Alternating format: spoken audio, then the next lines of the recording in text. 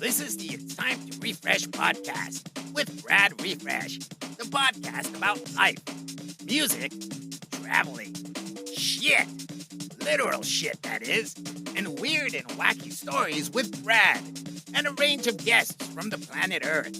Feel free to share the pod with your pals, your mom, your neighbor's dog, or even your shrink. It's all fun. You can follow our Facebook group called It's Time to Refresh Community, or It's Time to Refresh on Instagram. Write into the pod, ask questions, and share your stories. Enjoy the pod. Hey kid, what time is that? It's time to refresh.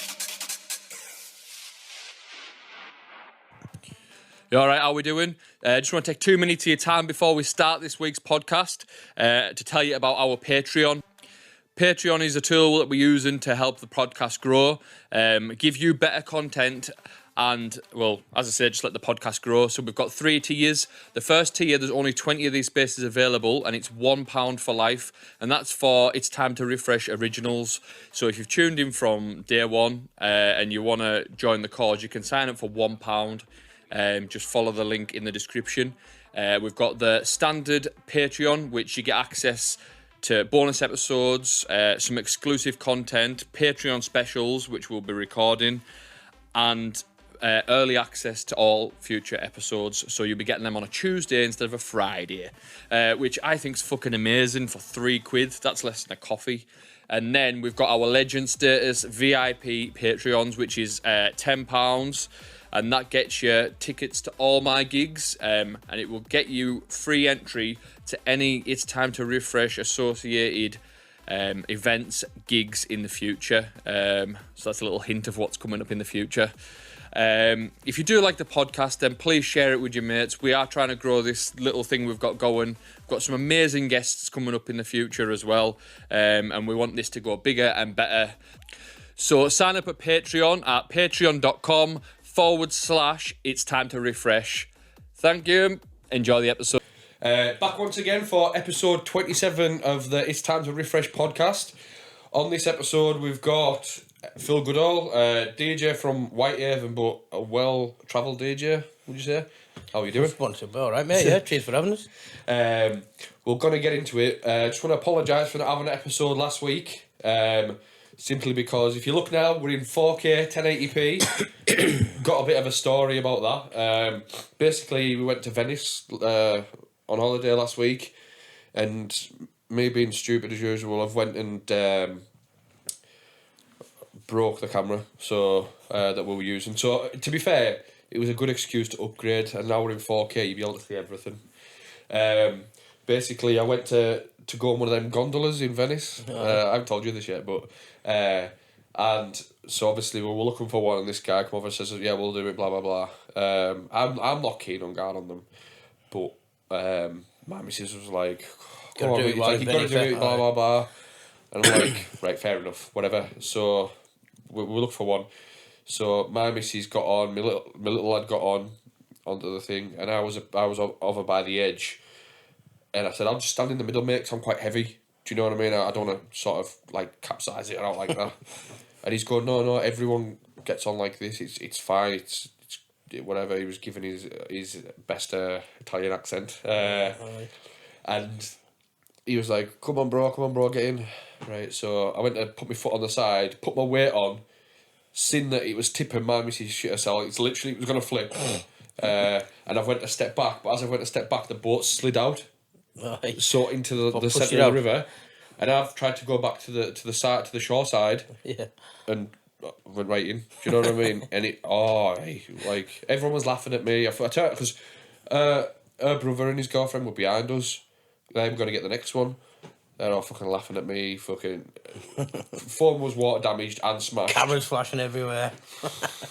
Grim, but yeah, it stunk. Put me in a bad mood. Yeah, and then. The cheeky bastard, as I got up and got back in, he said to me, hundreds of people do that every year, don't worry. I was like, if hundreds of people do it, just let me stand in the middle. Like, I don't know. But anyways, that's why we're on 4K. So it's an upgrade for the podcast, but it's been a pain in the ass. So, how you doing, mate? All right. Yeah, all right, mate. Yes, all good. All good. Can't complain. Sorry for that introduction there. It's just, obviously people were wondering. I've had messages already saying, why is there not a podcast out? And it's like, Jesus, the I've been podcast. following We're only 11 hours into the day and I've had messages already. Do you know what I mean? Yeah, it's a good following you got going, isn't it? It's doing pretty good, mate.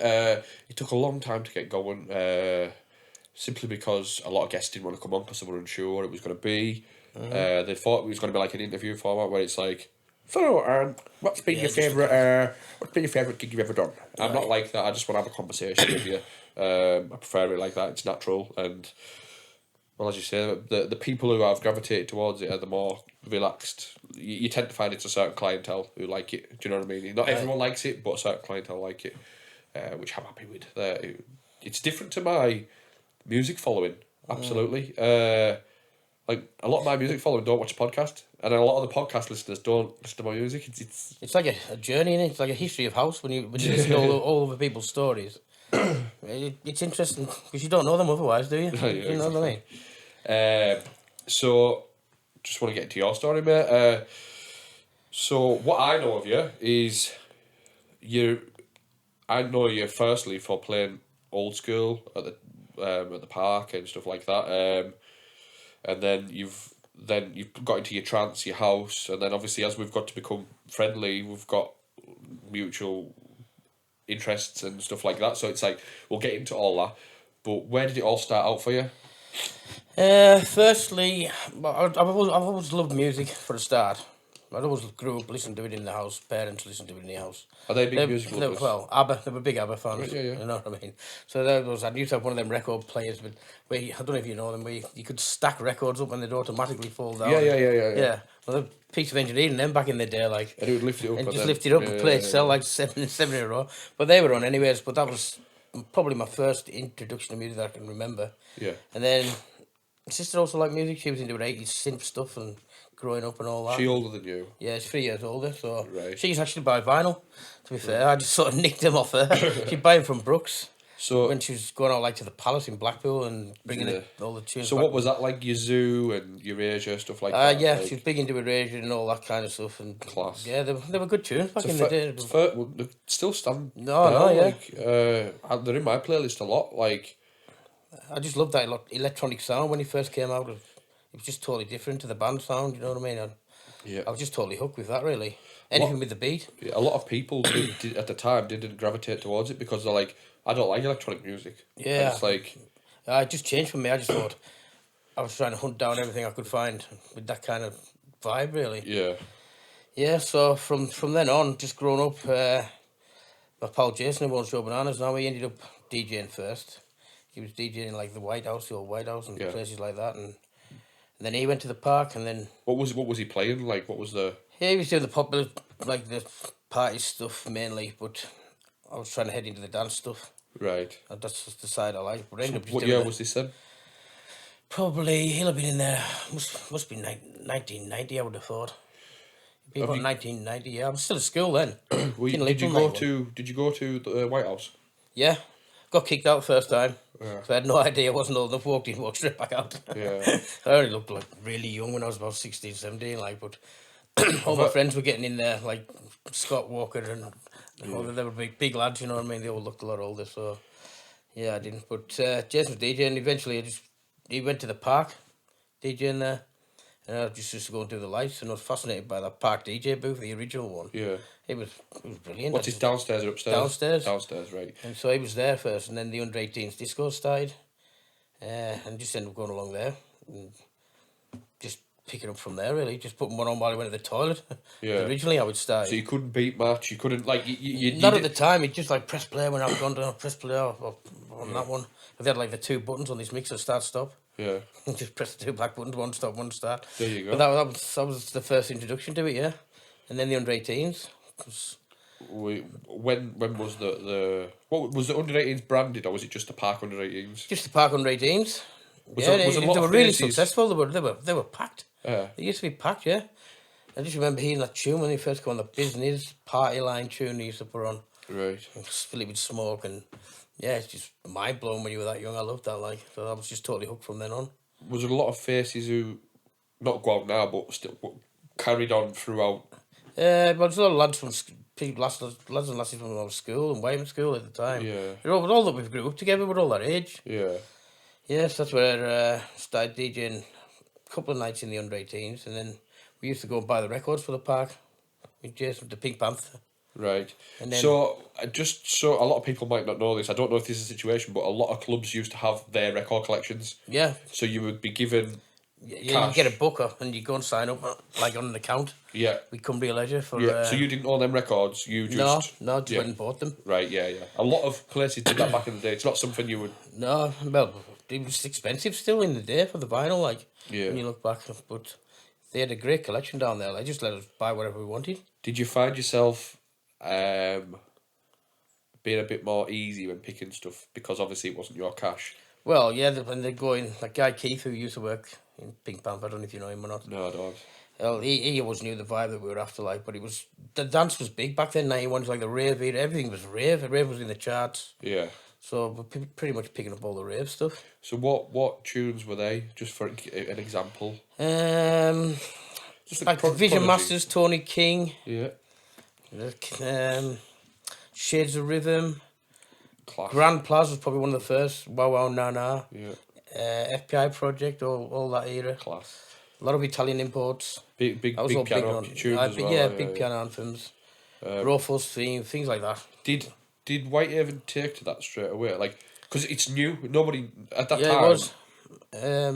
So obviously now, if you go to Whitehaven, it's big on nostalgia. Like if you put an Italian night on, and It still sticks there. It's still good. yeah, but at the time it was fresh. Were people taking to it? I think so. It was everywhere at the time, but it was a lot of influences come from Blackpool Yeah, and the Zone and things like that with the tapes. Everybody had tapes. We all had tapes back then. They all filtered their way up, yeah, and that's where everyone's playing in the cars. And one tape, it just got spread around. You know what I mean, to everybody. So everybody started going down there, and then it just took off up here. It was great. It was a good era. And then the old hall, they had the old hall as well, which was obviously bouncing in the day, like. yeah, But I only ever got to go there once because I was usually in the park on the Friday nights yeah. upstairs. Yeah, if you're down out that way, there's no point coming over here unless it's for like a special occasion or something like that. Aye. I just wanted to ask you as well. At this point, you haven't really sort of. Are you a DJ at this point? Like I know you're playing stuff, but like. No, not so much now. No, not really. Not at the moment. No. Oh no, I mean back then. Like, are you? Oh, were no. you a DJ? No, I was just winging it. I just Yeah, just go. So at what point did you figure it out? I bought some decks off, like God bless him, from a late friend Paul McLean. Right. He passed away in a car crash, unfortunately. He had some old Kenwood decks that he was selling, and they had no very speed or anything like that. It was just belt drive, and they were hard work. And it was one of them Tandy mixers, you know what I mean, with the little 4 channels with the needle thing on. Right. So I had one of them, and then I was just trying to get the beat, and I just couldn't figure it out at first. And then one day I was walking around at work, and I could hear that the solo come on for the beginning, and I thought, I'll just mix that across them 4 beats there, and that was it. And then just stuck, clicked, Yeah. and that was the one time that I remember. And after that, everything just flowed, and picked up the mixer pretty quick after that. Yeah, it was just. That was the one thing I still remember that did click. Just the start of that solo come on track, which is one of my favourite tracks as it happens. Strange, yeah. Like, For that reason. So, like moving forward and that you were in the park, were you like sort of meeting people, sort of? Yeah, there's a lot of lads and lasses there from, well, I'd say under 18s. So I met Stuart, right? We had his cap on, come down on the mic, doing a bit of rapping. Yeah, we just sort of hit it off from there, me and Stu. So yeah, done a few nights together here and there. So that was every Friday night at the under 18s. And then one night, I think someone didn't turn up for the job upstairs one night. So Raymond had asked if I'd do upstairs. And I was a nervous wreck at the time, like, but I said, yeah, I'll give it a go. So upstairs was known as the sort of rave pit, or it was more dance orientated music rather than pop. It started off as a function room, but then it just became a second floor. Yeah. So I think Jason used to work up there as well before that, before he went to the White House. I think we've been to Magaluf as well, 1991 one year, and seen BCM. Right. And he'd just come back from there, and then he just started playing all the dance music and Inspired, just inspired. It blew my mind, BCM back then when he just left school. You know what I mean? I know that I might get these wrong because it's been a while since I read the book, but Pete Tong, have you heard the story of they went to what was he called, DJ Christian? I think he was called, or DJ Jose or something. So they went out to Ibiza back in the late 80s, and they were like, what the fuck is this music? Yeah. And then they all came back, and then it was inspired, aren't you? Yeah. Inspired, like, and then they're like, we need to do something about this. Yeah, and obviously, as it spread up to the north, that's when you've sort of... There's a big debate about that, isn't there? Where it started, was it the north or was it the south? Yeah. But, I suppose they had different vibes. A lot more garagey down south back in the day, but we had the big uplifting anthems up north. I mean, I've found there's a very...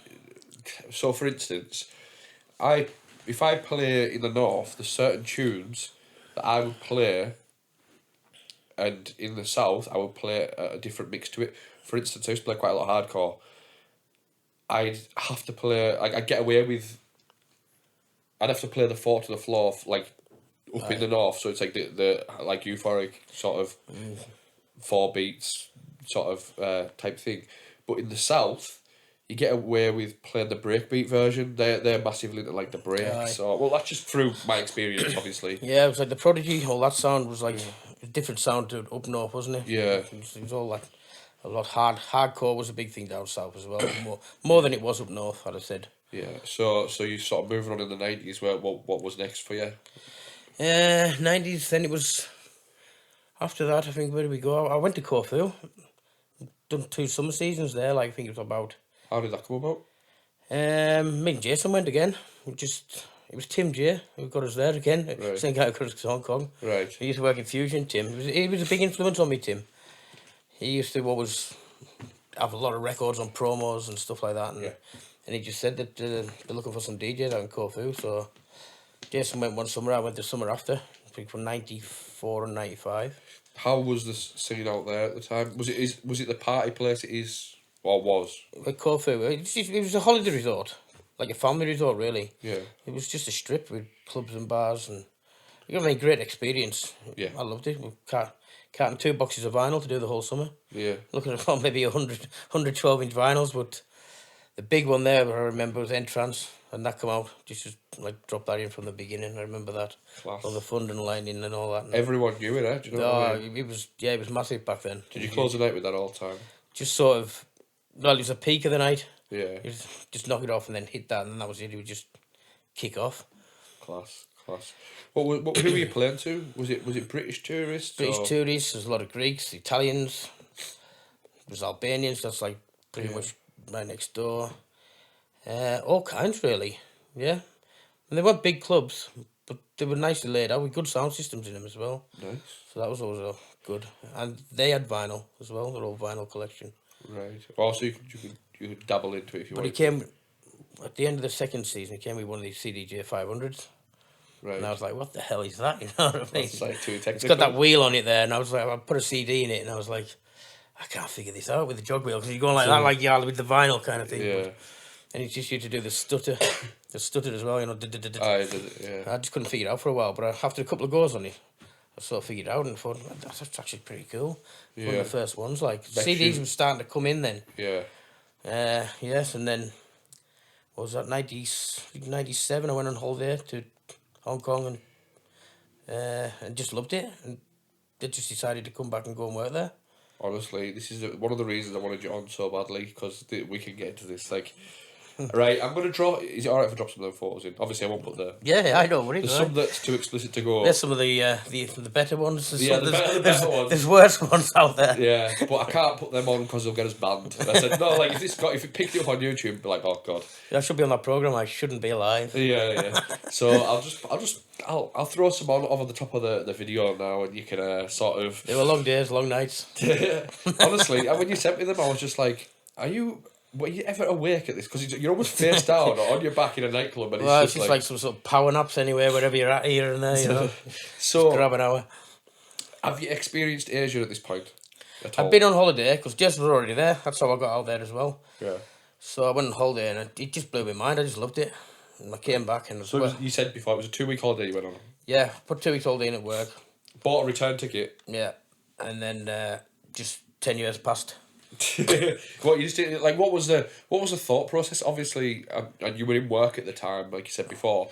Like Yeah, it was raining. It was a winter's day, and I was on site at McAlpine's, and I was just like, should I go? Should I not go? Should I go? Should I not go?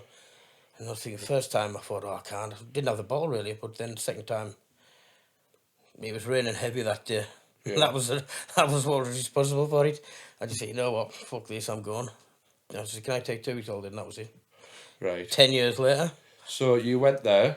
You can tell us about the plane. I know that what you were saying before. So when you went in the 90s, they were still using the old Hong Kong airport. Oh yeah, scary stuff landing there in the old Kai Tak. So It double backs on itself, Yeah. more or less, and does a turn to come down, and then looking out the window, you see the ground on one side, and people are screaming and on the plane. It's pretty scary, but really exciting as well. Like yeah. So basically, they used to land between 2 skyscrapers. Used to go between it. Yeah. Well, there's more than 2 skyscrapers, but the reason they turned the wings is because there was buildings either side. Yeah. Obviously, they've got a new airport now, but landing and then I think it took the character away, the new one a bit. It's a lot better, but it's Yeah. just you always see the planes in the city, middle of the night. That was part of it as well. Yeah. Like, I love that. So you landed. What was your first thoughts on? I was a nervous wreck. I was thinking, is this going to work out? I actually had a sick feeling about it because I was nervous. I didn't know what to expect. Was there many British going over on the plane at the time?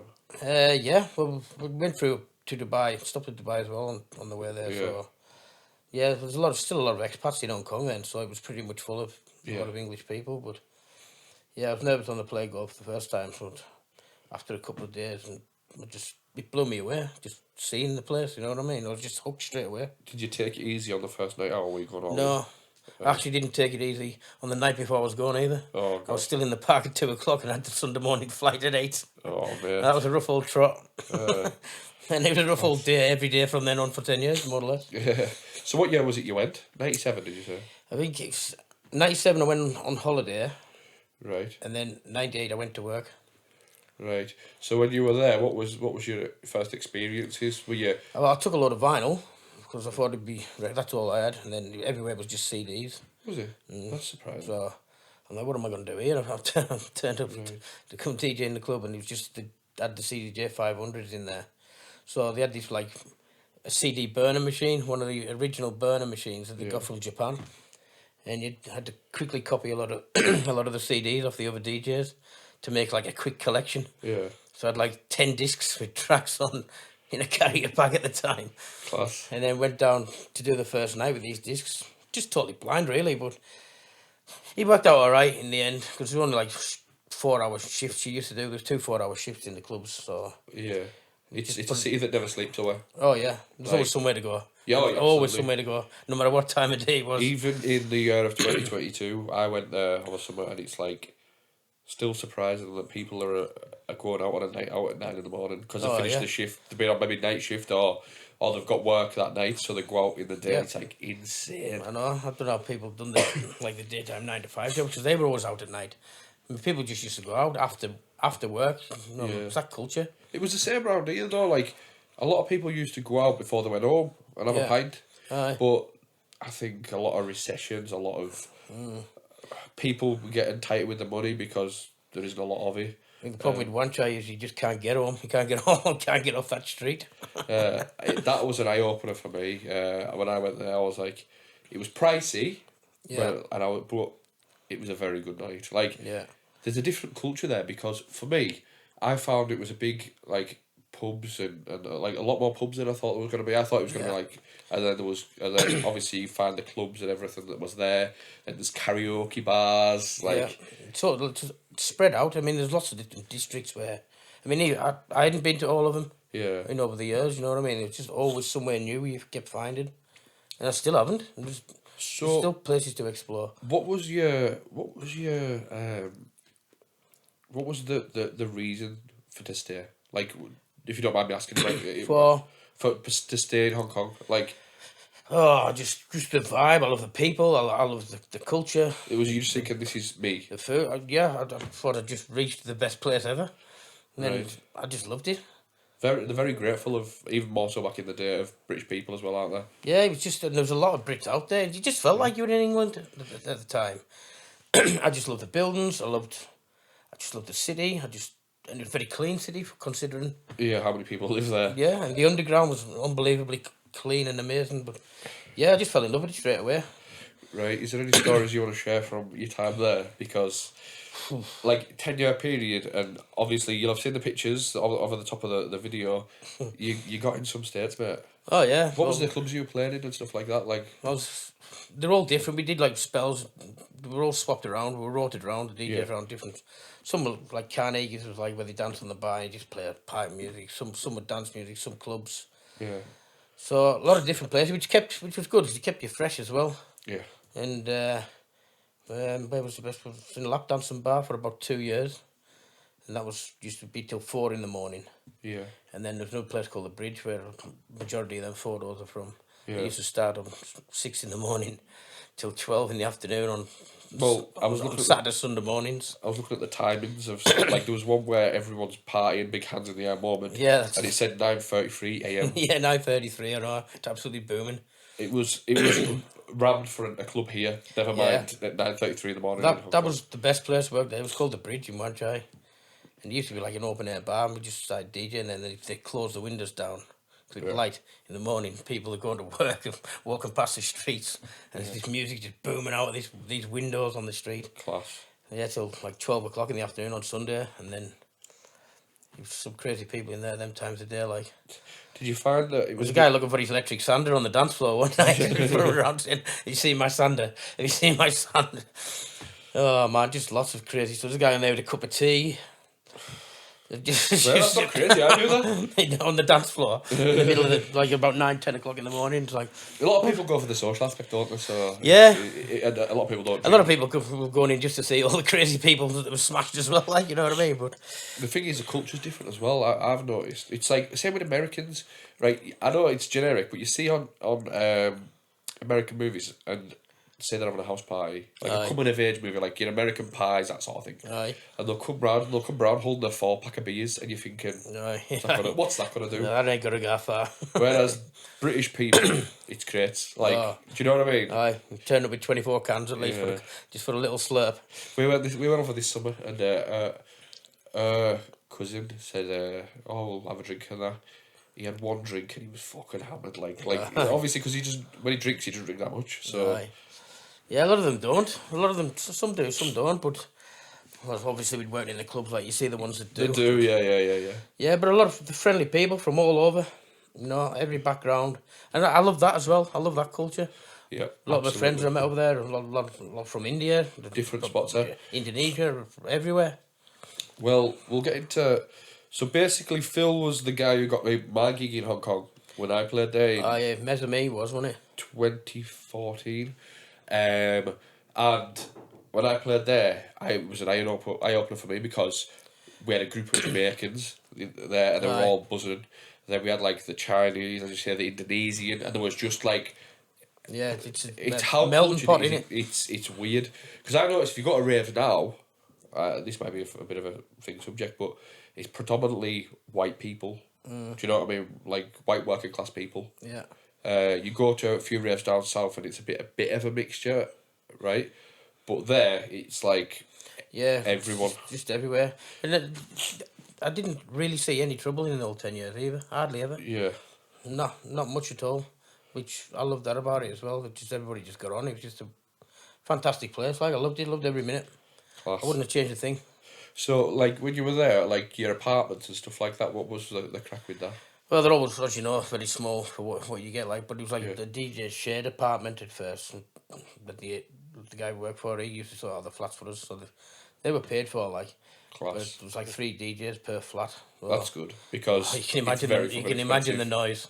Yeah. There's always someone was playing music. It was just a bit of party flat. Yeah. And they were good times as well. I mean, I met a lot of good lads. Them pictures are too explicit to see. You can see it was a bit of a party flat. You know what I Oh mean? yeah. Yeah. There was always something going on in there. Like, Yeah. well, that's I've just been to Budapest with one of the lads who was shared a flat with, Gary Goodall. It's his 50th today, actually. Yeah. He was a bad influence on me, that man. Class. Yeah, but a good lad, good mate. Classmate. So I can't remember. I'll try and remember it as best I can. Correct me if I'm wrong. You reached out to me in 2014 when you said I went to Hong Kong, saying honestly, mate, you'll love it. Blah blah blah blah blah. Yeah, I seen you'd put on. Did you put someone on Facebook or something saying you were going on? Yeah. You were looking for a gig. I thought, yeah, I'll ring my mate. And I knew it wouldn't have been your cup of tea, the place, because it's like a party place, but it would be a good place for you to get in and just have a spin. Yeah. And I played. What did you play? Like bounce and stuff like that? No, mate. I play a variety of music. So tomorrow, a lot of people do know me predominantly for bounce music. I play music. My thing with, I'm a producer first and foremost. That's what I like. Out of everything I do, if I had to stop doing everything and only do one, I'd sit and produce music. Yeah. Little introverted self in my back room, just You've locked away, enjoying your life. But as a DJ, my favourite part of DJing, it's not playing bounce music, it's not playing sort of house, it's the interaction with the crowd. Like, I love playing a tune and then getting a response. That's for me. It's changing it up. If I, so for tomorrow, for instance, I'm playing a lot of house music. In 135, this is going on next Friday, so this will be dated by now. But are you in there tomorrow? Yeah, so I'm playing 125 BPM starting off. Go from there and then work my way up. I don't think I'm going to exceed sort of 140. I'm going to try and keep it quite chilled. Yeah. Yeah, it's doing well as well, isn't it? The 135 now, like. Yeah, absolutely. But as I say, like, a lot of people just paint with the brush. Oh, you're a bounce DJ. Like, I play old school. I play house. I play drum and bass. I play like bounce music, hard house, hard dance, all that type of thing. Adapt to it. And I do a bit of it. I like disco music. As I say. Yeah, there's a time and a place for everything, isn't there? Yeah, It exactly. depends on the venue, the vibe, the time, whatever the party is. And so when I went to, in 2014, I went to that gig in Wanjai, the Mesami thing. What's the guy called again? I couldn't think of his name. Kevin. Is it Kevin he's called? Kevin, yeah. Right. He was a correct me if I'm wrong again. He was a surfing instructor. Is that right? Sailing. I did sailing. Or sailing, sorry. Sailed instructor at the... Through the day and DJ at night. Yeah. There's a lot of people who've had to get 2 jobs out there now Yeah. to keep... Because it's such an expensive place to live. Yeah. I don't know how he ever done that, like, because he didn't drink. Yeah. Obviously, so that's probably why he could get up and do things, but I couldn't have imagined. I'm struggling to get to work for 9 o'clock at night. So you messaged me saying, have a good time out there. You said a couple of spots, and I was like, yeah. I'll sort of check them out. And then you were talking about DJing and stuff like that, and you said you knew this Kevin, and put me on to him. He started messaging me, and then he called me on Facebook, and then we were having a chat, and he was asking what I was going to play.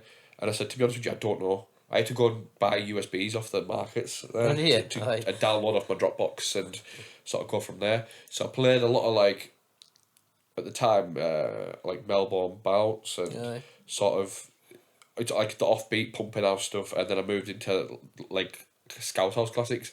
But I was playing classics, and these guys, I remember the Jamaican guys especially go mental for these tunes. Like, I've never heard this, because obviously Scout House music is... It'll be new to them, I suppose. Yeah, it's like a brand... I'm playing classics, but to them it's brand new. And I remember playing Your Man, the Simpson strings. Oh, yeah. And as it came in, and the strings on the drop, alright. And the guys went mental, and afterwards he was like, what's your name? I'm going to, like, sort of find your music online. I says, I said that, and then I says, you can have these USBs with the music on. I'm sort of...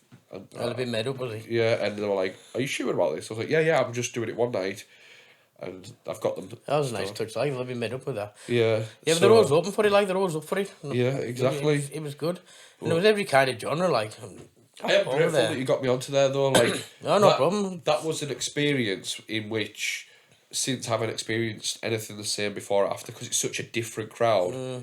Like, I played... That's right in the middle of Wanchai as well. I thought it'd be a good little place for you to have a spin in there. Yeah, it was really good. And what I was freaked out about was they had a DJM 2000 at the time. It just came out.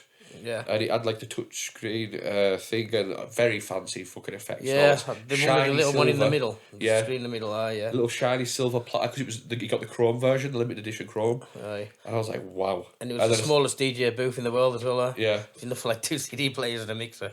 Right. And when I seen the decks, I was like, what the fuck is going on? There were CDJ 100s. Yeah. You remember the silver with the little tiny platter? Yeah. I was like, how the fuck can they afford? They were quite popular then in Hong Kong because they fit into the tiny little booth. Yeah. How the fuck are they playing off a DJM 2000, brand new? This kit at the time was in the thousands, Mark. And then they're sitting there playing off a 100 CD player. I mean, don't get me wrong, it was quite hard to get used to it at first because I was used to the 1000s at the time. Yeah. It was taking ages to load each tune up, so it would look like you could either like clicking, loading the laser up. Them ones were always a problem for reading a lot of discs, especially Yeah. the copy discs. And that could be panicky time because a lot of clubs had that. You put it in, it's like seconds are running out, and then it's like it's just wouldn't read it. No read, or disc not read or whatever. And then you're like, come on, try to find one that would read. The good thing that happened was that he said, "Don't worry, we've got decks." Aye. And I had CDs and the USBs. So with the discs that he had, I was playing some of his music as well, which was like quite house based and stuff. Yeah. And he pulled the 800, I think it was, up. It didn't fit on in the DJ because the DJ box was about that wide. Yeah, it was tiny. Yeah. So I was playing on put my USB in, and it was sitting like that on top of the DJM. When I was queuing the tune up like that. Awkward situations, aren't they? But yeah, everything's always crammed in. Like I think it was 800 or a 900. I don't know. It was the first one besides the 2000 that had the USB port in. That's pretty, well, I don't know. I think it was a 900 maybe, or a 900K. I think it was called. Aye. But yeah, there were always tiny DJ booths over there. They're always very small, and they'd have like them up on the stands, the 500, so you could get your CD case in just about underneath. Or well, I was having to like reach under the decks to get the gains because it was like sitting like that, and then they were always very awkward, like and tight. It's just tight for space. All the bars are pretty small, and then everywhere. the DJ was just plonked in a corner somewhere. There wasn't many big DJ booths, but it's like the same with accommodation. The flats and they're all small as well. But yeah, so have you got a memory that sort of was the pinnacle of you being there? Like probably when we went to see the Basement Jack's gig up at the airport, the new airport, in the hotel ballroom. We got tickets off a lad who promoted it and put the gig on. So it's like we give us the backstage passes and met the lads and that from Basement Jack's. They were fantastic. It was great. Yeah. But I wasn't expecting their gig to be like that. The DJing gig. What was it like? The DJing gig. Just not even what I expected with their music. It was like just proper full on slamming house. Right. And just flawless. And when you looked out from the back, it was like a massive airport hotel ballroom. So what was it like? Was the ballroom set up to be like a rave arenas type thing, or was it? It was just set up by the promoters. With all the things hanging down. It was just an empty room to start with, but it looked amazing at night. Like real big production set up. It was quality. Yeah, that was seen Armand Van Helden there as well. Quality. I don't know. There's so many memories. I'm just trying to think of them really, but. Just every day was something different, really. It is, isn't it? Every day the new story. And obviously it's a bit cloudy as well. Yeah. With the amount of consumption. Yeah. But trying to think really of some stories. Class, like it's just. I don't know. They'll come to us. A lot of it's slipped away now. I came back in 2008. I can't remember. Yeah. A lot of it. So we'll get up to that then. So you came back. Was there a conscious decision of? My cousin came over on holiday and he just says, "Why don't you come back and I'll put you through your trade and do plumbing." So it's getting to the point where I was getting older and I was thinking, I'm not going to get another chance to do anything else. I probably can't do this forever. So you'd be surprised. There's some lads out there who have been doing it since. No, I know, yeah. So I just decided to come back. But I didn't want to leave. I was in tears when I left. I remember being on the plane in tears, thinking, why am I doing it? You know what I mean? But so I thought I had to make it work. If I'm going to come back, it's got to be for a reason. You go to plumbing sinks rather than fucking live yeah, the life. No. Yeah, it was a different life when I come back. It was like, I want to describe it as like some sort of PTSD. So when you came back, did you get into the DJ scene? Not much really, no. I mean, I'm helping Jason out now and again down there in shakers and things like that. But Yeah. no, it totally changed for me when I got back. Did you notice the difference? Obviously. But when I left, it was like I was working for him more or less like a year before that or something like that. Right. And that was like in the trance era, the good trance era. Right. And then when I came back, it was just like 10 years. It shifted like that. My friends were married, they got kids, and 10 years it just sort of disappeared for me. And I found it quite hard to settle in at first when I got back. Yeah. It was just a completely different world. It's having to pull yourself out of that mode of. Well, I did, but Because there's not many people who live that life, like realistically. No. So to get into the real world again, it was hard. It was difficult. Yeah, it was. It you'd took have a long routine. time. Like you'd have a routine when you're over there, and then for it to. Yeah, it was just a totally different world.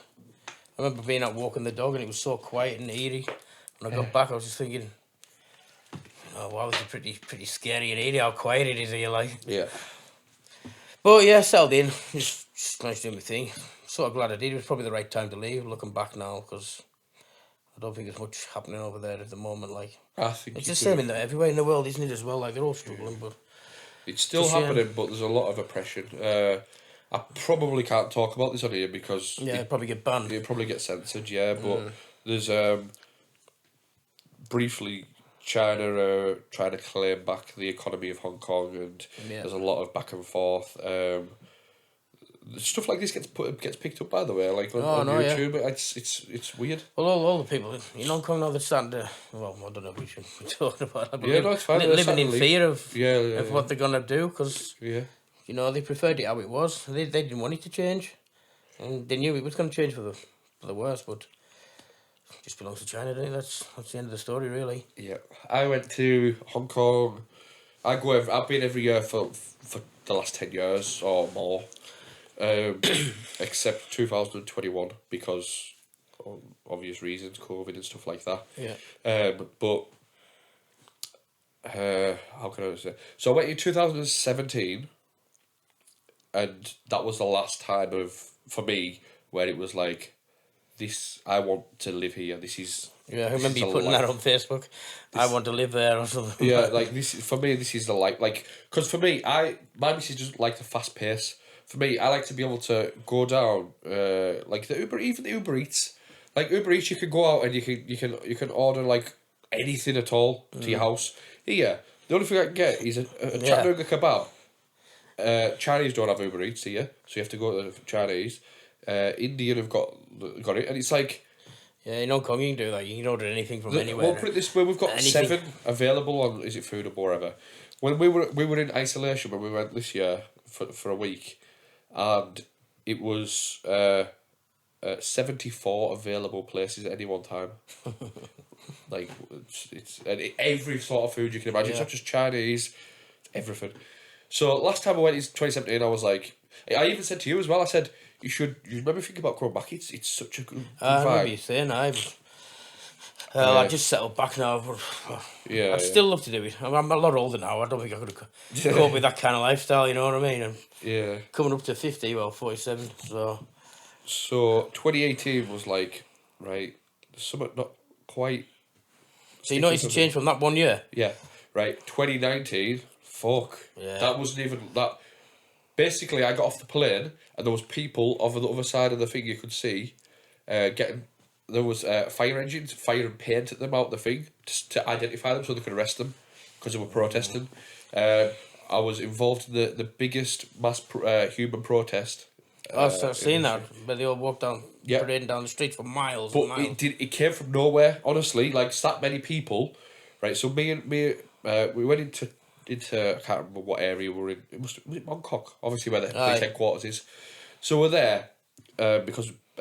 My missus and Anna wanted to go for a foot massage, like late. It was like 10 o'clock at night. Right. So they went for one, sort of. So I'll take my little lad. We'll go for a coffee. We went for this Vietnamese coffee spot. I was in there. At midnight. It's great, isn't it? It's great. It's just all around the clock. You can do whatever you want. Yeah, class. So I was just there and having a coffee. And there was a few, maybe 10, 12 people in this little coffee shop.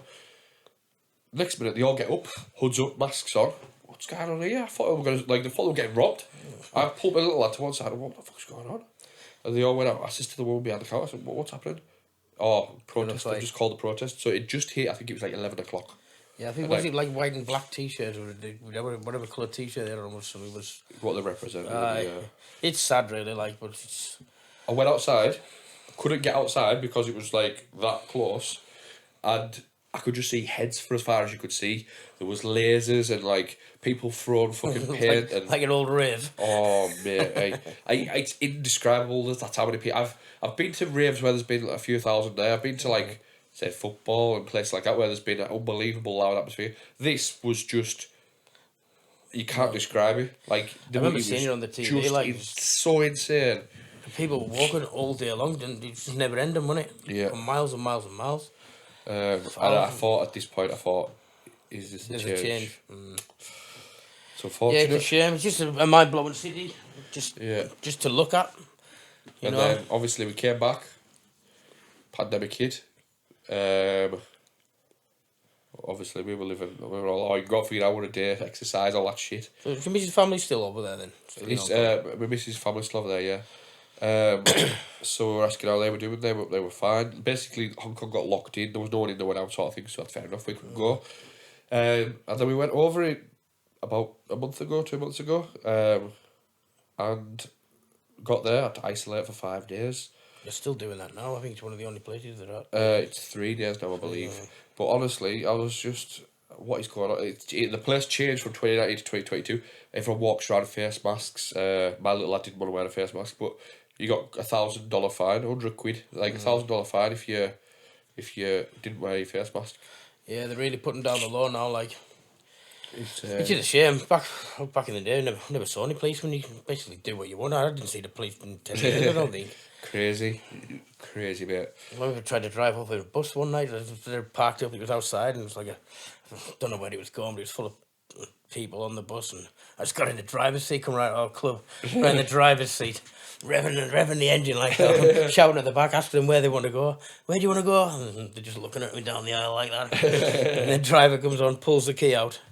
Like, just a bit of fun. yeah, but doing that here, you'd be banged up, wouldn't you? Yeah, it'd be like hijacker, wouldn't it? Yeah, pretty much. Right, so you came back from Hong Kong, got a real job, having a real life. Yeah. Were you playing gigs at all? Not really. No, it all changed. It all went to bars, didn't it? It's all gone to bar culture, really. Yeah. So it was a different generation going out. Like I said, I just helped Jason out down in Shakers, just doing a bit of party stuff in there. And yeah. I didn't enjoy that in the end either. So it's different. Just fizzled out. Yeah. I met you in 2011, if I'm not mistaken. I think. Yeah, where was that at? First park reunion. In was that the Marchon Club? Marchon. Yeah. Right, and I think we talked briefly, sort of how you doing, blah blah blah. I was the youngest back there by about 15 years. I think I was I must have been 17, 18. Ah, yeah, just a bit of kid then, huh? I'm even younger, and I went. Obviously, I liked the park music, and there was nothing like that going on, and it was really busy. Like the fact that first one was chocker. Yeah, we did one after, and it didn't turn out. And I went to that as well. And honestly, I was standing at the back. You were on. I think Stu was on. Darren Cherry, Gary Bound. I think Gary Hicks was on as well. Was on. And I was just disappointed in the turnout because it was like the first one was a good atmosphere, a lot going on. Yeah, I think you just put them on too often or whatever, but everyone enjoys it once in a while. But I remember there was like. It went from like a full dance floor, and then the second one, there was like 5 of us. Yeah, we were disappointed with that one. And then there was like just people around the outside. It wasn't. Yeah, you couldn't get anything going, could you? But I talked to you for the first time that night for properly. I don't know if you can remember that or not. I was just a young. Yeah, I can remember that. I remember. And then I sort of trying to get into the DJ scene, get to know people locally, blah blah blah, and then I got asked to do house versus old school night, if I'm not mistaken. Yeah, I think Dan organised it. Yeah, and we sort of got to know each other there. So you were getting a couple of bookings here and there, like locally, like playing more. I think they were probably the last ones I had, really. I haven't really done anything since then, really. Yeah. I'm still collecting the vinyl, like, I've got no vinyl addiction going on, still buying it, but... Yeah. Yeah, I still like to buy it. I still like to play. I still like to listen to it. So I don't really listen too much to the old school now. Yeah. So I don't want to. It just I don't want to bore nostalgic. myself with it. You know what I mean? Yeah. It's There's only so many tunes. yeah. to pick from, whereas I like discovering new music constantly. Yeah, I still do, and they're nice to look back on. The good memories. I just don't like to listen to them all the time. You know what I mean? I'd like to keep them as good memories. Absolutely. And then I think the last time I played with you was 2014. It was it wasn't the great night. It was the park reunion, or it was called something along them lines in North at the time. Yeah. Me, you, Darren, Jagger. There was a few on, and I played vinyl that night. I was buzzing. I was loving it. Like, so I was taking my time picking like a box full of tunes, taking it down, and class like. That's what I miss about the vinyl. Just flicking through the tunes and then from there, I haven't seen you do a lot. I think did you do a couple of house nights and stuff like that? I've done a couple of nights with Chris, Blocky and the Groove lads. Yeah. Just up at the playground, but not a lot since then. I haven't really kept up to date with it. You know what I mean? You got to keep on doing it. Keep your finger on the pulse, like, haven't you? Really? Yeah. Otherwise, Like I've had people. I just don't practice it enough now to be going out to do it, really, because you got to be on point, haven't you, if you're playing out, like, really. Yeah. I've had people messaging me saying like, how do I get sort of gigs, or how do I get people noticing? Like, and people are saying, oh, no one's noticing me, and I'm saying, well, what are you doing? And they're like, well, I'm having a mix in that, and like, I might do a Facebook live stream or something like that every so often. I'm thinking, if you want to stand out, make monthly mixes, get some artwork knocked up, and make it a little series. Or if you're a producer, do some interesting stuff online. I don't know, like, just be creative. Yeah. And like, stay relevant's really hard. Like, it's a lot of hard work. It's a lot of hard work because there's so, like, back in the day, you'd have 100 DJs because it was a costly hobby. Now you can download collections offline. Oh, look at me, my collection. Everybody's got everything. Yeah, and you can get a controller, fire it up, learn to DJ in 2 days, and that's it. Yeah. But I find it hard to stay relevant because you've got to keep on top of it. Luckily, I fucking craft my ass off trying to do stuff, trying to keep on top of it, try and be different, try and do this, try and do that. But I'm saying to people, like, if you want to stand out from the crowd, you gotta push do yourself. something. Yeah. Don't. I said to someone the other day, I said, if you're just sitting there having a mix at home in your back room, no big promoter's gonna luckily, and it's like winning the lottery chance, gonna drive past your house and hear you. Hey, who the fuck's that in the back room? There's that many out there now as well, trying to do the same thing. Yep. So it's just one of them. Would you do a comeback as such? Probably not now. I don't think no. I'm too far out of it. I mean, I'd maybe do the odd hour in there. You know what I mean? Yeah. But yeah, I mean, I was never that great at it to start with, to be honest with you, like. But I just enjoyed it. But yeah, I've never been one who's pushed myself to go out there. I've always been a shy, quiet type. I've never really wanted to be at the forefront of things. I just enjoyed playing music. Yeah. Yeah. I don't like. I'm the biggest introverted extrovert there is. So like, of choice, I will stay in my house. If I could DJ from my house to a club and get the same sort of vibe, I'd do it. That's what I do now. But it's hard to. Like, it's hard to describe. I don't like doing things. So if someone says to me, do you want to come and do this? I'm like, yeah, I'll come and do it. And I have to force myself to go. And then all of a sudden I'm the loudest person in the room because... it's the thought process before. Mechanism. Yeah. It's the anxiety and it's the nervousness thing, but if you don't... It's a good thing to have before you get there. But once... I was like that all the time, every night. When I used to go out in Hong Kong DJ, I'd still get them butterfly things before I'd be going into the bar of the club. But once you get in there and you get your first tune on or whatever, it's goes away, But it got to a point where I hated walking into the bar. Yeah. I always dreaded walking into it. But once I was in, it was because you just know it was like just full on mentalness. Class. At that time of day. Class. But once you're in and you're in the safety of the DJ booth, you're all right, you know what I mean? Yeah. Right, we'll move on to part 2 in 2 minutes. Right, back for part 2 of the podcast. We're going to get into the questions now. If you want to ask questions to me or the guests, I never announced a guest prior to them coming on, so you can't really ask them directly because we've had issues in the past where someone's going to come on and then they let me down, or someone's going to come on and it's a change of guest and then they look stupid when you ask a question. So if you've got questions, go on Instagram or Facebook, and it's at It's Time to Refresh. And basically just send your questions in. You can put anonymous at the bottom if you don't want to be known, or put whatever name at the bottom that you like. We've had some silly names, silly questions, anything at all, and we'll discuss it. So yeah, obviously you said you've watched a couple of episodes. You know how this sort of works. Yeah, I've watched most of them. Pretty much been through them all. They've been good. I've enjoyed them. Yeah, It's good to hear everyone's stories. it's, you know, it's good to get it out, isn't it? You wouldn't know. You wouldn't know otherwise. You learn a lot. Like stuff. Everyone's got their own way of how they got there to whatever they were doing. You know. Yeah. It's good to hear how the story started. So, I feel bad for this lass who's messaged him, because this was from 2 weeks ago. She messaged saying, "Going on holiday tomorrow." So she's probably back from holiday by now. Going on holiday tomorrow, and I'm finding myself downloading the same playlist and mixes every time I go. Do you have a go-to playlist? If so, what is it? And that's from Emily. So have you got a one in your car or your travelling playlist? Yeah, well, lately I've been listening to the Loser Scorer. You know, the Sasha's stuff. Last Night on Earth. Rings a bell. He's got like a Loser Scorer playlist, which is like, it's totally different, a bit downbeat. It's like a more ambient Ibiza style playlist that he uploads onto them. Is it more like Pasha type thing, where it's more? It's not club oriented. It's more of a chill out thing, but there's some real nice atmospheric, cinematic type playlists. I love that. Yeah, that's what I've got on in the car at the minute. Class. It's very good. Is there anything else, like, do you have a go-to sort of mix that you or playlist you go to? I'll always go back to my Global Underground Sasha Ibiza. Is that for nostalgia?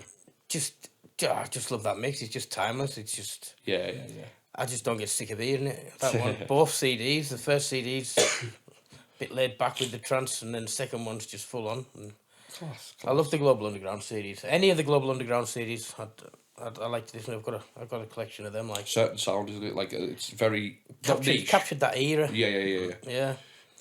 For me, mine's going to be quite a wide variety of go-tos. So if I went to Hong Kong obviously last month, my go-to playlist, I listen to a lot of podcasts. So Joe Rogan podcast, I listen to Have a Word podcast, which is a couple of lads from Liverpool. I listen to a lot of wrestling podcasts. I like wrestling, as childish as that is. And then music playlist, I listen to, there's a playlist on Spotify called Pop Punk Powerhouses. And it's all the pop punk from like the early 2000s, late 90s. I love that. Never gets old. I listen to, I'd always go to album is What's the Story, Morning Glory by Oasis. Dance wise, I always find myself listening to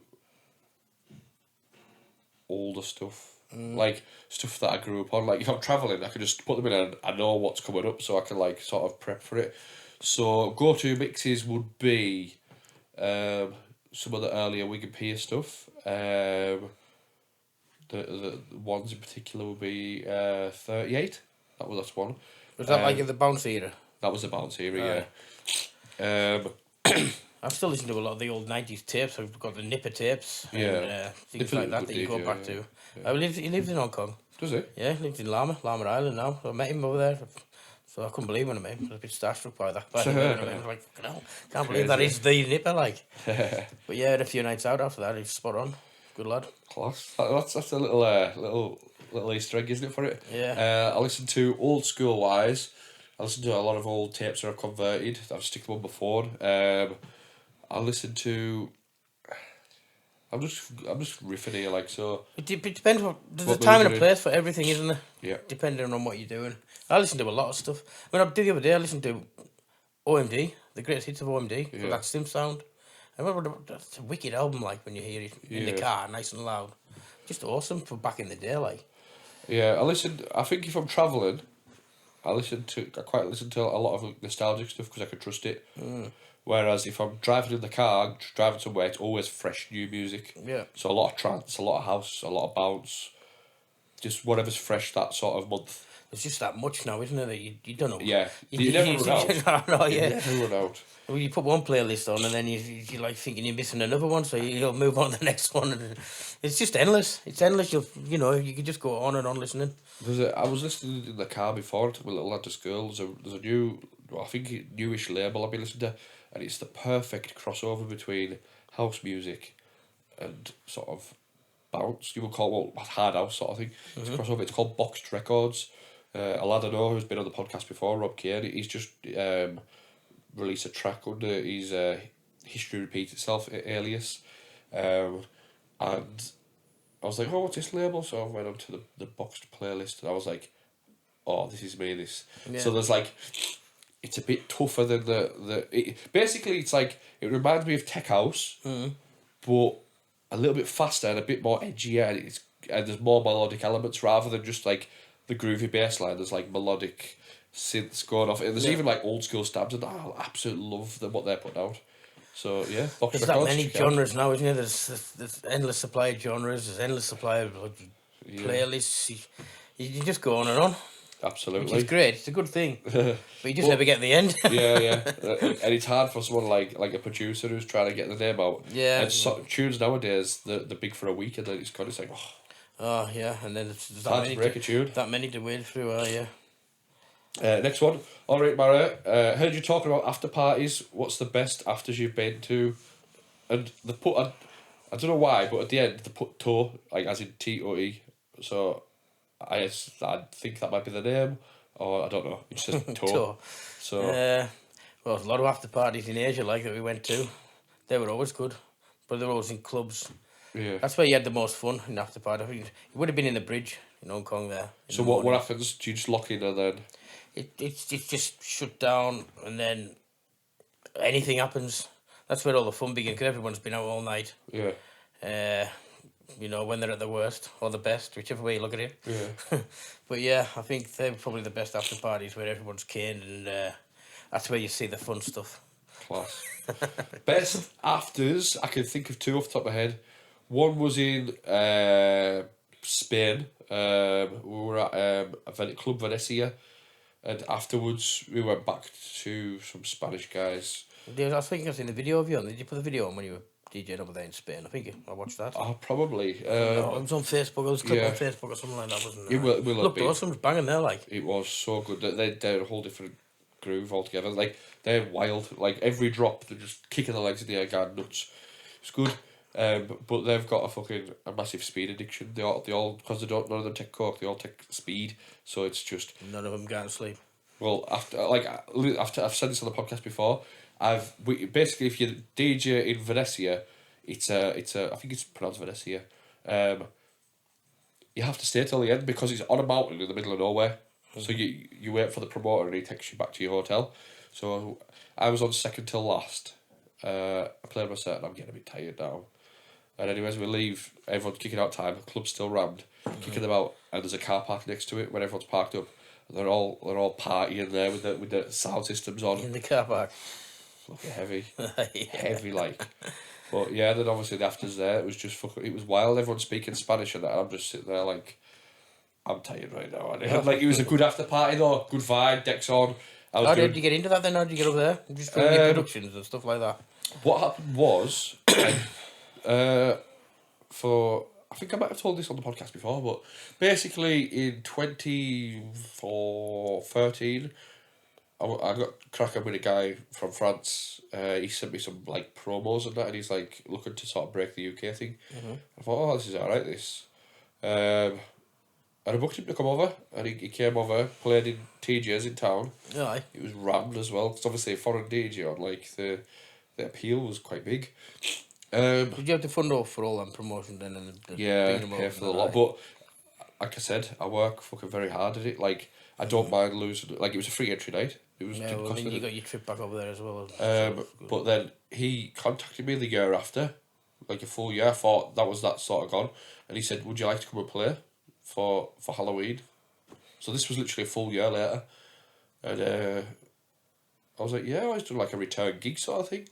So went over there, and then when I was playing and that, a lot of people tend to like quite outlandish So a lot of people took to me really well. Yeah. Because I was having a drink in the club as well, so I was a bit loosened up. Yeah. Because I was there all night and I just couldn't stay sober, do you know what I mean? So I had a couple of drinks, I was a bit erratic and I like making everyone laugh and that. And I think Come across. the personality come across. Half the battle, innit? Well, a lot of people remember me for that. Yeah. That's cool, man. It's good to travel though, isn't it? To get away and do absolutely. things like. That was an unreal experience because they put me up in like a villa with another big DJ who I certainly wasn't on his level at the time. Me and him sharing his villa. He was a cock as well, by the way, but you shouldn't meet your heroes. Although he wasn't a hero of mine. Yeah, no. He was just a bit of cock. Bit of a letdown. Yeah. There's no need though, is there? Yeah, but he was really big at that. Anyways, so I played the set there, and as I was there was a lot of Spanish DJs come over the border to play. And they seen my set and that, and they were like, we'll get you to come play, I was like, yeah. Obviously, you take stuff like that with a pinch of salt, don't you? So, that thing. And then I can't remember which, because there's a few different Spanish promoters out there, various clubs. I can't remember which one came first, but then they reached out to me and said, listen, like, can you play a similar set to what you played in France? For my promotion. I was like, yeah, no worries. Okay, went over, good experience again. I went over a couple more times after that as well. And then I think the pandemic sort of knocked that. Like, I think my style was changing as well. Like, I was very much moving away from the harder, because I was massively into the harder music. I was going more like vocally and stuff like that. Aye. So I think that sort of ran its course. I've went and done that now. If I never do it again, I'll be happy for the memories. But yeah, exactly. I just take a really fucking good, really good. Meet some nice people as well. A lot of people who keep in touch, they're not great English speakers, but they'll fucking try their hardest to keep in touch with you, do you know what I mean? It's always good to have that network, like, innit? Yeah, and then from there, as I say, I haven't been back since the pandemic, so I think that's a sort of ship that sails, which I'm not that fussed about. It's a shame it happened like that. It killed a lot of things, doesn't it? A lot of vibes. Yeah, but it is what it is. I do enjoy the travelling aspect of it, but I noticed towards the latter it was getting a bit much because I was away for a weekend at a time. Like for a 1 hour set on a Saturday night, Right, full weekend travel. I'd go on a Friday because they'd book the flights and it's like they booked the stupidest flights and I thought, fuck this, I'm not into this. That's just my opinion, like, but I've seen a couple of lads who've went over and said the same thing where it's like, why the fuck do I want to be arriving in Manchester Airport or Glasgow Airport at fucking 11 o'clock on a Sunday night after all that? Aye. Mental. And that's your Monday knackered as well. It's just like... Heavy weekend, think about it. It is, you need to be travelling, like... Yeah. So next one is, last one. Hi mate, I'm just looking as an outsider / ravehead. Is there a lot of politics involved in the scene? I don't see big names on big events, but then I see them on others. I'm not bothered at all. It's just something that I've always wondered. And that says P or keep him anonymous. So that's from P. For me, back in the day, I don't think there was. There probably is now, I would imagine. Yeah, there is. There will be now, because the competition's completely fierce. Yeah. Back in the day, I don't think there was a lot of politics. There's Not that I noticed about it anyways. Everyone was just doing their own thing. Everybody got on, everybody helped each other out. Yeah. It's just one of them, but I'd imagine nowadays there will be a lot of it, because everyone's cutthroat and for everything, isn't there? There's too many DJs, not enough gigs kind of thing these days. I've been fucked over a couple of times. I've never, ever, and I can swear this, I've never fucked anyone else over. Like, if I've seen an event that's on the same weekend or the weekend after, I'll just say, right, I'll do that in a bit further ahead. But for me... From the promoter point of view, you mean? Yeah. As a DJ, on the same day? Yeah. As a DJ, I've been told, I'll keep... I'm an open book. I just want to make that clear. And I'll tell you my opinion without blurring the lines, but I'm not a name dropper, I don't drop names. I've been told off other promoters, I'd book you if you didn't play for certain brands, and I've been told. So what's that got to do with? I think it's because a lot of things are, maybe the events are close together, or the shit's happened between them, but it's not to do with you, is it? No, you know but what I mean? then it's like you're their guy, or you're their guy, or you're their guy. Owned. I don't know if it happens to everyone. But I've heard of various sources, like other DJs and stuff, that it happens to them also. I can imagine nowadays he will do a lot. I could imagine. But at the same time, it's a bit annoying that you can't go and play at this new venue, or you can't go and do this one because they won't book you because you play for another brand, or or whatnot. But at the same time, it's really, really pissing me off that you see the bigger names are there across all of them because. So it's alright for them. Yeah. But it's not for others. There's always two sets of rules going on now. Yeah. So that's your answer, P. Yeah, there's politics. You won't see some big names on big events because they simply don't get on. And that's the only way I can put it. On a professional level. Competition's fierce. It shouldn't be like that, in my opinion. But it is what it is. There you go. That's as simple as it gets. Yeah. I'd love to play every event I'd get asked. As long as it's not every weekend, I can't do every weekend. I like to do 2 a month maximum. But that's just my preference because I've obviously got a family and shit like that. But yeah, that's the goings on in the scene. And I know it's not just the bounce scene. I've seen it in the house scene. I've seen it so bad in the old school scene. Like I say, I've heard stories lately about things like that, but it's purely the amount of DJs there is now. Exactly. That's what it's down to. Everyone's DJing now, aren't they? Yeah. You know, it's so readily accessible. Like you say, you just need a mixer and get away, aren't you? Get away, yeah. But yeah, that's that. And to close the podcast up this week, mate, I asked everyone, you're getting one last meal, you get the electric chair because you fucking hijacked a bus in Hong Kong. Yeah. Right? And Deservedly so. You've took off and you've literally kidnapped 10 people on a bus. So, what is your last meal? Oh.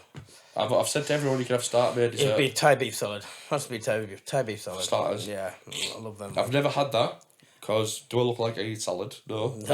Me too. But I love the spicy food as well. What do they like dress it and stuff like that? I've Yeah, never had I it. either To put be honest. spicy dressing on and it's just that's bliss, man. See, the difference between me and you is, mate, you'd probably try that. I look at the starter menu and if it says the word salad, I don't Yeah, even but read it's not into it. actually a salad as such. Oh no, I understand that, but what I'm saying is that actually, if you word it as a salad, Aye. I won't read the description. I'll just write that's off, Move on. and then I'll probably get like a prawn toast or something like that. I'm just trying to sort of thing. Yeah, that's my favourite, anyways. Right, Lovely so them. I'd advise it to anyone. I will try it now. You've recommended it. So the Thai beef salad for starters. What's for mains? I think it's called it's a bit Thai again. I would say I think it's called a lab moo. It's like a minced pork with lettuce in. Put inside the lettuce. I've never seen that. With a spicy thing on it. Yeah, it's Thai food. It's a popular Thai food, like. But yeah, it's really tasty. Really, it's just like a taste sensation. You know what I mean? It's really nice. It does ring a bell, to be honest with you. So you're a massive Thai food fan, are you? Yeah. Right. Well, every food really like. What you having for dessert? I don't really touch desserts. When they make homemade Yeah, they stuff. like spin it round like that. It's amazing, the food over there. Like it's all fresh. It's all good. Dessert, I don't know. I'm not a big dessert fan, to be honest with you. So, don't know. Not sure really. You can have a coffee if you want. I do like a bit of cheesecake. Cheesecake. Ooh. Cheesecake. Yeah. Cheesecake. I'm having that for tea tonight. Like I'm having pudding. I'm on a diet. I'm trying as hard as I can to lose weight. I've tried. I'm just unhealthy, but I like the sound of a cheesecake. You can. On it. But I just want to ask you before we go as well.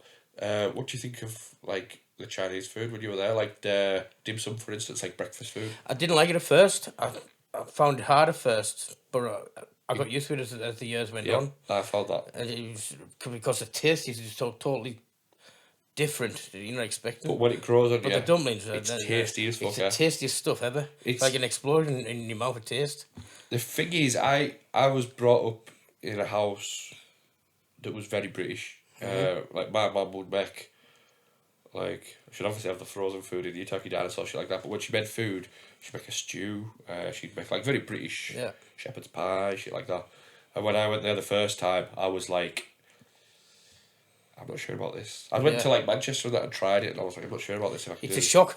Yeah, it is a shock. When it grows on you. When you think about it, so for instance, like a sumai, like a proper sumai, it's in the thing steamed. You bite into it, it just tastes savoury, like Aye. the filling of a shepherd's pie. It's like it's got that same savoury thing, and it's like, yeah, I can do this. So now I just absolutely demolished the lot. Right, it's nice, like it. But I used to, like the tom yum Thai soup. When I first tasted that, I couldn't stand it. Yeah.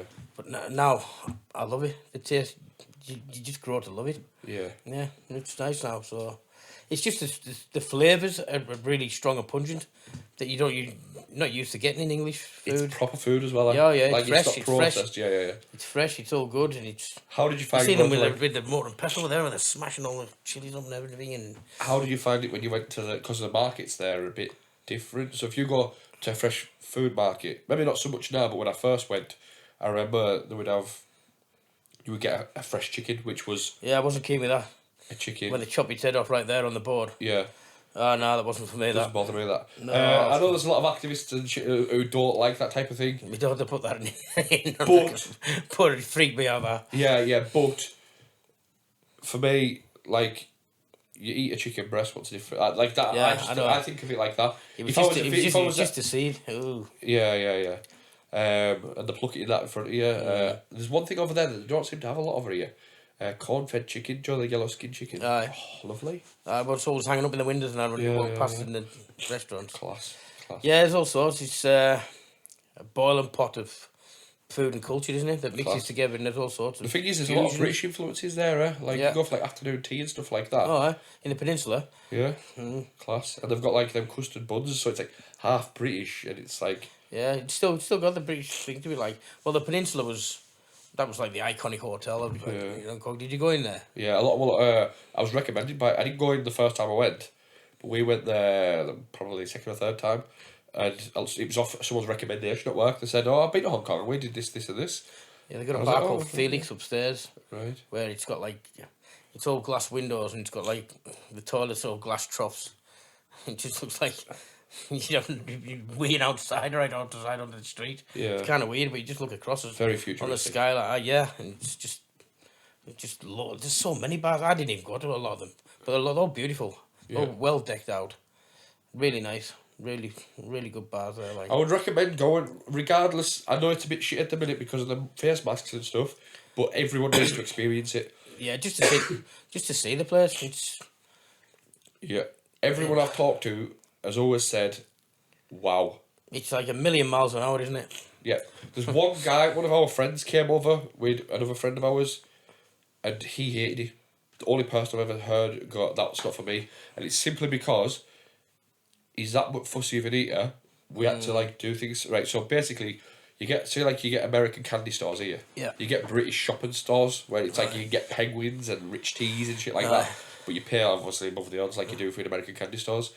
And we came over, and he was that fussy he wouldn't eat McDonald's, even though it's exactly the same. It tastes exactly the same. There's more on the Half the menu. price as well. Huh? Yeah. And he's like, "Nah, I'm not touching that." Like, fuck Well, there's hell. no point going. So- is there? There's obviously no point in going. Do you know what he had the whole time we were there? Beans on toast. He was going to this shop and thing, getting multi-packs of beans and just having that every day. Respect. I know, what's the work. point going all day though? You know what I mean? You With might- Gaffer Mills, well, not me, sorry, but my friend with Gaffer Mills, and he'd say, just sit there. Like, because obviously he's It makes not it eating awkward for anything. you then as well. Huh? Yeah. Yeah. Yeah. Oh, do you want to try this? Nah. No. I'm like, mate, it's a slice of ham. That's Like, what do you know what I mean? that's It's what like- life's about. It's sampling these things and tasting these If things. you don't like it, but if you're not going to try it, fucking hell. you'll never know. Yeah. Right, we're going to tie this episode up today. Thanks for watching. Where can people find you?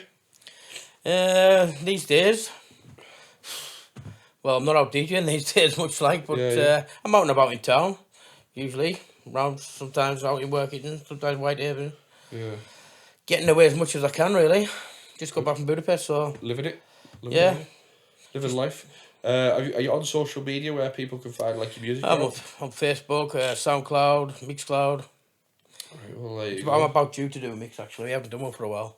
I'll maybe get onto that tonight. Right, go for it. So check it out. By the time this comes out, the mix might be It's out. the selection. I get to the selection point about how many to put in a mix, and it's like, I don't want to take that out, I don't want to take that out, I don't want to take that out. And it's like, fuck no. Which ones you leave out, which ones you put in? Exactly. Right, I just want to say thank you to everyone for listening. And if you've made it this far into the podcast, legend. Like, great. I really appreciate it. If you could share it and help it get to more ears, then very grateful. Glad you enjoyed it. Thank you very much, and I'll see you later.